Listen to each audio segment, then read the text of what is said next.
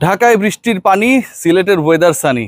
আসসালামু আলাইকুম, ওয়েলকাম করছি রিয়াসাত আজিম। ভিন্ন ধর্ম মতাদর্শে যারা শুনছেন সবার প্রতি আন্তরিক কৃতজ্ঞতা। ডিসকাশন করতে চাই এই সানি ওয়েদারে বাংলাদেশ দল এবং নেদারল্যান্ডস মোটামুটি প্রিপারেশন নিচ্ছে তাদের পরের ম্যাচের আগে। বাংলাদেশ নেদারল্যান্ডস পরের ম্যাচে মুখোমুখি হবার আগে অনেকগুলো মাইলস্টোন আমাদের সামনে, এবং সবচেয়ে বড় যে মাইলস্টোন, কনজিকিউটিভ 3টা টি-20 সিরিজ জয়ের সুযোগ রয়েছে বাংলাদেশের ক্যাপ্টেন লিটন কুমার দাসের অ্যাজ ওয়েল। এর আগে বাংলাদেশ পাকিস্তানকে হারিয়েছে, শ্রীলঙ্কাকে হারিয়েছে। শক্তিশালী দলকে হারানোর পর দুর্বল নেদারল্যান্ডসের বিপক্ষেও বাংলাদেশের পারফরমেন্সটা শক্তিশালী ছিল। বাংলাদেশ জিতবে, সিলেটের স্পোর্টিং উইকেট হবে, এগুলো পুরনো আলাপ। নতুনত্ব যেটা, সেটা হচ্ছে সবশেষ যে ম্যাচটা হয়েছে সেই ম্যাচে power hitting played a big role. I am going to discuss about Saif Hassan's performance, Saif Hassan's position in the next match. তিনি 11-এ থাকবেন কি থাকবেন না এটা নিয়ে আলোচনার একটা জায়গা রয়েছে। তাসকিন আহমেদের কিছু বিষয় রয়েছে, সেগুলো নিয়েও আলোচনার জায়গা রয়েছে। তবে সবার আগে I would like to discuss about the role of Julian Wood. সবশেষ ম্যাচে বাংলাদেশের পারফরমেন্স যদি আপনারা দেখেন, বাংলাদেশ ছক্কা মেরেছে, মানে 136-এর টার্গেট চেস করতে গিয়ে 137 করলে বাংলাদেশ জিতে যাবে, রাইট? সেই টার্গেটটা অ্যাচিভ করতে গিয়ে বাংলাদেশকে প্রতি ওভারে রান করতে হইতো 6-এর নিচে। বাংলাদেশ ম্যাচটা জিতেছে 39টা বল হাতে রেখে। এই 39 বলে যেভাবে বাংলাদেশ ব্যাট করেছে, যদি আরো 80টা রান অ্যাড হইতো তাহলে বাংলাদেশের স্কোর দাঁড়াতো 210+, অনেকটা সেরকমই। জুলিয়ান উডের যে performance, Julian Wood is going to take over the responsibility of batting unit of Bangladesh, এবং সেই জায়গায় বাংলাদেশ গতকাল ছক্কা মেরেছে টোটাল 6টা। 136 চেস করতে গিয়ে 6টা ছক্কা, 11টা 4। এবার যদি আমরা একটু গুণের অঙ্ক করি তাহলে 6 ছক্কায় এসেছে 36 রান, 11 4-এ এসেছে 44 রান। 36 আর 44 যদি গুণ থেকে প্লাসে চলে যায় দাঁড়ায় হচ্ছে 80। বাংলাদেশ দল 136 চেস করতে গিয়ে 58% রান করেছে হচ্ছে বাউন্ডারি ওভার বাউন্ডারিতে, এবং যেখানটা সবচেয়ে বেশি আগ্রাসী ছিলেন লিটন কুমার দাস, এবং তারপর পরেই যেহেতু বল কম পেয়েছেন লিটনের থেকে, রানটাও তাই সঙ্গত কারণে কম করেছেন সাইফ হাসান। জুলিয়ান উডের টটকা কতটা কাজে লেগেছে ম্যাচ শুরু হলেই বোঝা যাবে। সেই আলোচনাটা মোটামুটি ভ্যালিড হয়েছে। ম্যাচ যখন শুরু হয়েছে শেষ হয়েছে, বাংলাদেশ 58% রান করেছে ছক্কা 4 মেরে। এই ছক্কা 4 মারার ক্ষেত্রে স্ট্রাইক রেট সবচেয়ে হাইয়ার করার ক্ষেত্রে বিগ নেম যেটা, সেটা হচ্ছে সাইফ হাসান। দেখুন, লিটন কুমার দাস ভালো খেলেছেন। লিটন কুমার দাস পুরো টোন সেট করে দিয়েছেন। প্রথম উইকেট পড়ার পরেও বাংলাদেশ দল একটা পার্টিকুলার মোমেন্টাম ক্রিয়েট করার পর সেটাকে সরে আসে নাই, এবং under pressure captain Liton Kumar Das তার রোল নিয়ে কোনো ধরনের ডিবেটের সুযোগও নেই। কিন্তু তারপর ডিসকাশনটা হচ্ছে ওয়াই অ্যাবাউট সাইফ হাসান। গতকালকের ম্যাচটায় তিনি আন্তর্জাতিক টি-20-তে ব্যাক করেছেন 2 বছর পরে। গতকালকের ম্যাচটায় শুধু ব্যাট হাতে না, তার চ্যালেঞ্জ ছিল বল হাতেও তিনি কতটা স্পিন করতে পারেন। সাইফের বোলিং রোলের জন্যই গাজী আশরাফ হোসেন লিপুরা বলছিল যে তাকে দলে রাখা হয়েছে, সেই রোলটা তিনি কতটা পারফর্ম করতে পারেন। ব্যাট করার আগে বল হাতে যখন নিয়েছিলেন, প্রথম ওভার মানে 6টা বল তো করে একটা ওভারে, প্রথম ওভারে 2 উইকেট তুলে নিয়ে সেই আস্থার তিনি প্রতিদান দিয়েছেন। আপনারা বলতে পারেন দুর্বল দলের বিপক্ষে উইকেট পেয়েছে। দুর্বল দলের বিপক্ষে যদি তিনি উইকেট পেয়ে থাকেন, সেই সাইফও কিন্তু খুব সবল অবস্থায় ছিলেন না। 2 বছর পর ন্যাশনাল টিমে এন্ট্রি করেছেন। শামীম পাটোয়ারি, নুরুল হাসান সোহানকে বসিয়ে রেখে তাকে খেলানো হয়েছে। সো তিনি যতটা মেন্টাল চ্যালেঞ্জের মধ্যে ছিলেন, বাংলাদেশ টিমের 11 জন ক্রিকেটারের বাকি 10 জন ততটাই ছিলেন না। আলোচনা বোলিং পর্যায়ে শেষ হইল।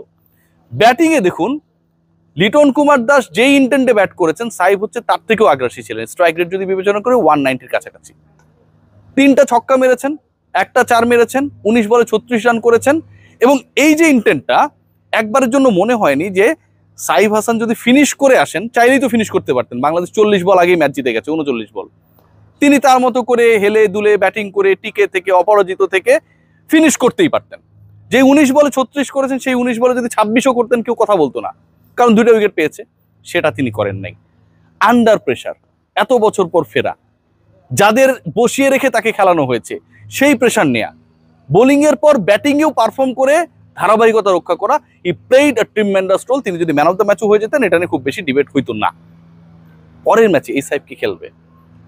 কারণ শামীম হোসেন পাটোয়ারিকে আপনি বসিয়ে রাখছেন ফিনিশিং রোলে। Ultimately you need this guys. Jaker Ali অনেক, Shamim Hossain Patwari, they are our ultimate ফিনিশার্স।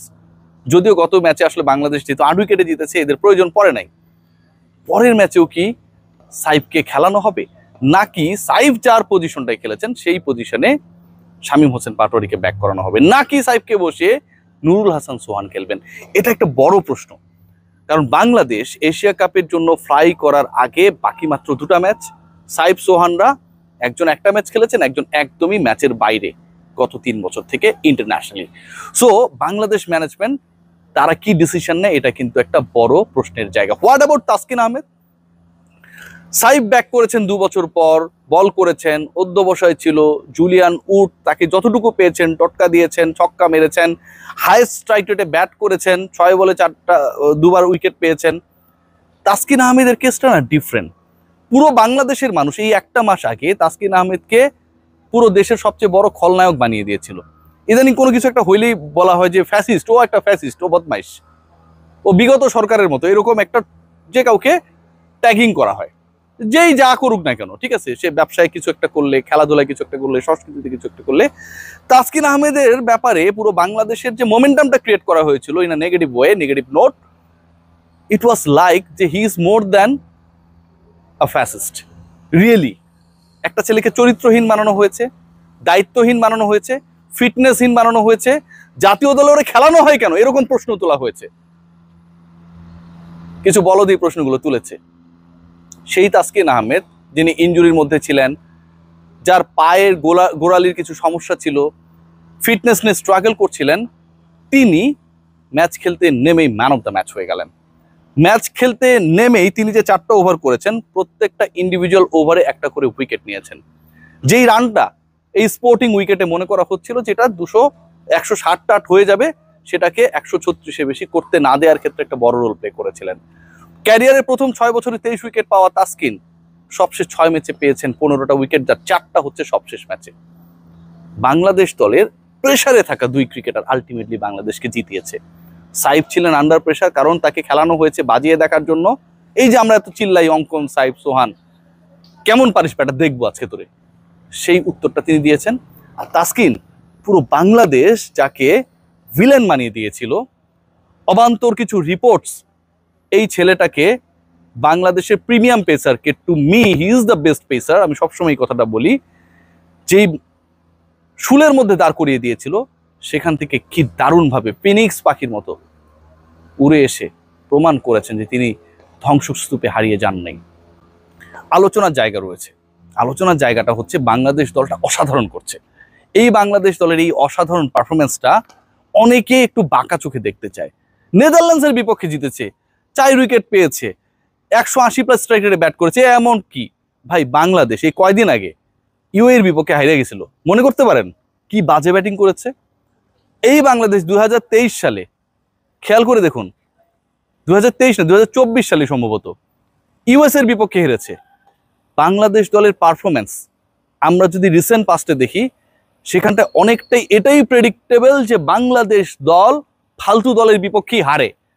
সেই দলটা টানা 3টা টি20 সিরিজ জয় থেকে মাত্র 1টা ম্যাচ দূরে। একটু প্রশংসা করুন ভাই, টাকা যাবে না। সবাই ভালো থাকবে।